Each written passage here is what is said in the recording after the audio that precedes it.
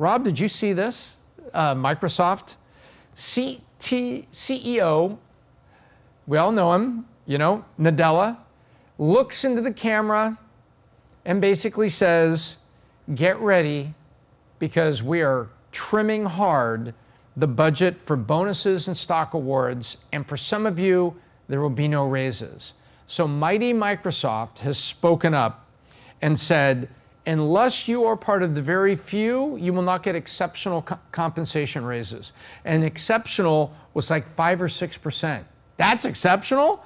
That sounds like a damn good raise unless inflation is chasing you at that amount or higher. And then in that case, you're on a treadmill, you're running in place. You got a 5% raise and 5% inflation. Congratulations, the game is tied. You got nothing that year.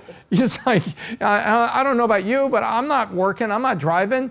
I remember my emerging career in my 30s, I wasn't looking to just, tie game at the end of the year. I wanted to build up. Well, no raises at Microsoft. So what's really interesting to me about this is the following, is that, does this sound like Jack Welch to you? Because Jack Welch used to say, good times are bad, as I mentioned just a few minutes ago, bottom 20%, no raises, and have a plan to move them out of the organization. Or if they're a great person, but they're not performing well in your department, find a department where they can. But don't play the game of pass the turd, right? If somebody's not doing well, by the way, that's what it's called, pass the turd. You don't want to take somebody, I don't want to lay them off because I don't want them to, I don't want to lay them off through eliminating a job and fake it, or I don't want to fire them because I don't want them to make a claim against me and I have a spotless record. That is political manager, corporate manager baloney. That's not the way to do it, but that's the way people used to do it. Jack Welch said, I want to know if they can fit in another department where they will excel, move them. Otherwise, have a plan to move them out of the company and let them go work somewhere else. And then, for the top performers, good times or bad, you know what Jack Welch used to say? Feed them. Feed them. Take care of those people. Let those dogs eat. And make sure they know how valuable they are, and make sure they see that you have a plan for the lower ones. And by fact, you coach them into saying, hey, you're a top performer, but you're not going to have the top performer review unless you take care of person number 7. And you know who I'm talking about on your team. And top performer said, I already have a plan. This is what we're doing beginning of third quarter. They're done. They will finish this project. We do need them to finish that, but they're not up to where we want.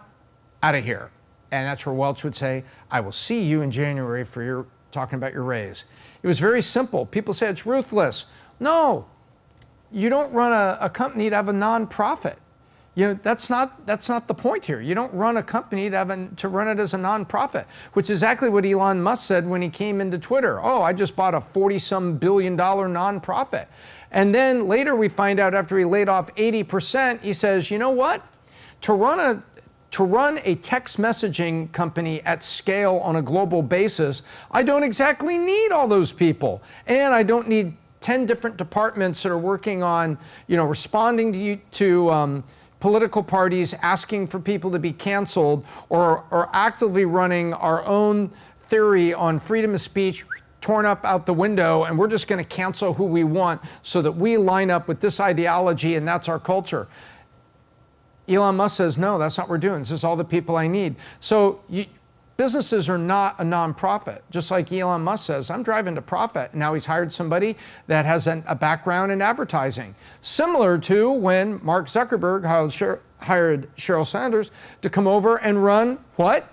Advertising monetization for Facebook. How did that turn out tens of billions of dollars later? Pretty good. That's where it is. So Microsoft, people are saying, oh my gosh, I can't believe this. And I read some comments after it. And I'm like, who are you people? B. Ehrlichson. Don't put your full name there, because people see it, they're going to say, you're not with the program. Don't self-identify that way.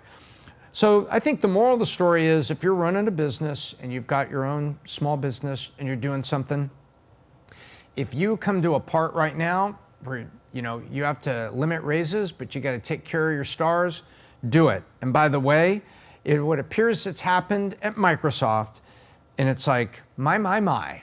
I guess the looming recession crushes entitlements and brings out the capitalist, even inside Microsoft, located in Seattle, not exactly a conservative city. Although the low tax rates in Washington have always been good for business, but certain other things certainly haven't been. So don't forget to feed your stars even when it's tough times. And as I talked about, we're looking at those jobless claims. Now may be the time to optimize your workforce. What's going on?